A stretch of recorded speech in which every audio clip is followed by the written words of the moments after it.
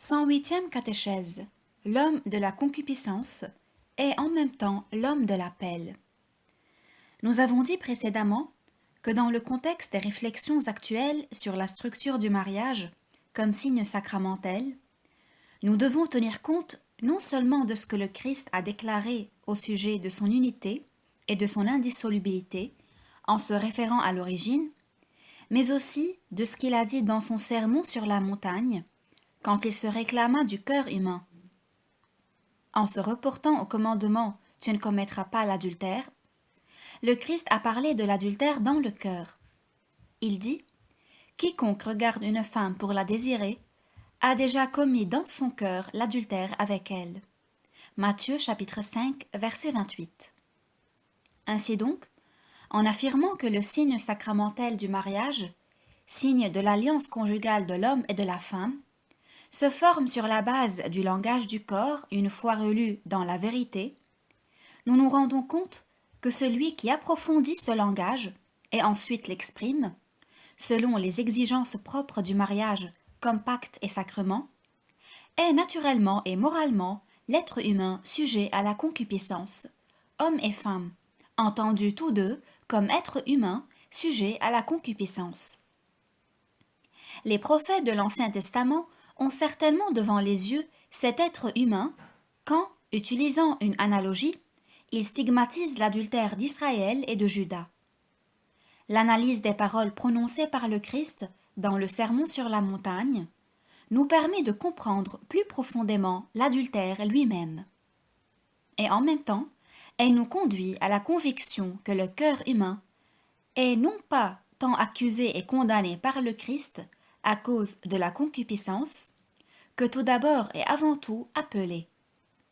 Ici se révèle une nette divergence entre l'anthropologie ou l'herméneutique anthropologique de l'Évangile et quelques représentants influents de l'herméneutique contemporaine de l'homme, qu'on appelle les maîtres du soupçon. Passant sur le terrain de la présente analyse, nous pouvons constater que bien que l'homme, nonobstant le signe sacramentel du mariage, malgré le consentement conjugal et sa réalisation, reste naturellement l'homme de la concupiscence. Il est en même temps, toutefois, l'homme de l'appel. Il est appelé à travers le mystère de la rédemption du corps, mystère divin qui dans le Christ et par le Christ dans chaque homme est en même temps réalité humaine. De plus, ce mystère comporte un ethos déterminé qui, par son essence, est humain et que déjà précédemment nous avons appelé ethos de la rédemption. À la lumière des paroles prononcées par le Christ dans le Sermon sur la montagne, à la lumière de tout l'Évangile et de la Nouvelle Alliance, la triple concupiscence, et en particulier la concupiscence de la chair, ne détruit pas la capacité de relire dans la vérité le langage du corps et de le relire continuellement de manière plus réfléchie et plus pleine. C'est pourquoi le signe sacramentel est constitué soit à son premier moment liturgique, soit par la suite à la dimension de toute la vie. Sous cette lumière, il importe de constater que si la concupiscence engendre d'elle-même de nombreuses erreurs dans la relecture du langage du corps, et si en même temps elle engendre aussi le péché, le mal moral contraire à la vertu de chasteté, aussi bien conjugale qu'extra-conjugale, il reste cependant toujours, dans le cadre de l'éthos de la rédemption, la possibilité de passer de l'erreur à la vérité, et de même la possibilité de retourner, c'est-à-dire de se convertir, du péché à la chasteté, en tant qu'expression d'une vie selon l'Esprit. Galates chapitre 5, verset 16. De cette manière, selon l'optique évangélique et chrétienne du problème, l'homme historique, d'après le péché originel, est sur la base du langage du corps exploré dans la vérité, capable, comme homme et femme, de constituer le signe sacramentel de l'amour, de la fidélité et de l'honnêteté conjugale, et ceci comme signe durable. Je promets de t'être toujours fidèle dans la joie et la douleur, dans la santé et la maladie, de t'aimer et t'honorer tous les jours de ma vie.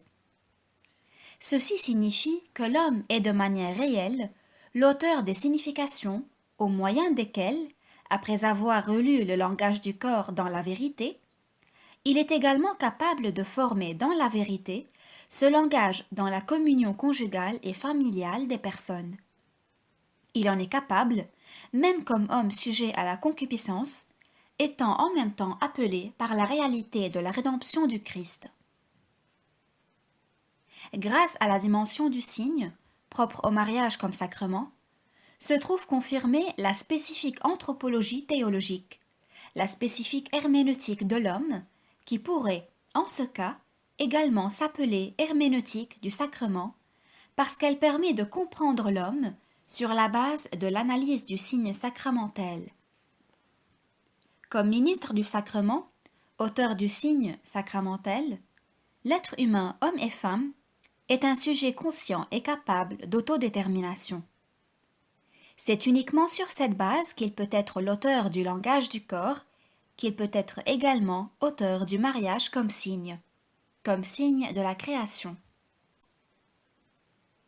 Le fait que l'être humain, homme et femme, est l'être sujet à la concupiscence, n'empêche pas qu'il soit capable de relire le langage du corps dans la vérité.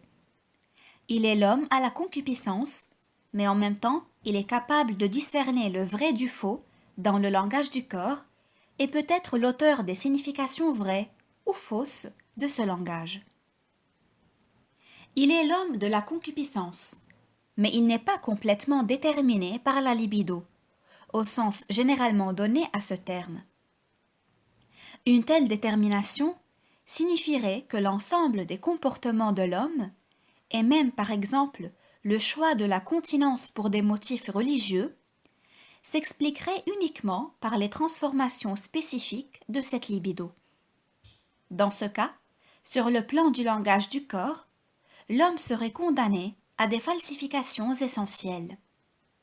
Il serait seulement quelqu'un qui exprime une détermination spécifique par la libido, mais n'exprimerait pas la vérité ou la fausseté de l'amour conjugal et de la communion des personnes, même s'il pensait la manifester. Il serait donc condamné, par conséquent, à se suspecter lui-même et à suspecter les autres au sujet de la vérité du langage du corps. À cause de la concupiscence de la chair, il pourrait n'être qu'accusé, mais il ne pourrait être vraiment appelé. L'herméneutique du sacrement nous permet donc de conclure que l'homme est toujours essentiellement appelé et non simplement accusé, et cela précisément en tant qu'homme sujet de la concupiscence.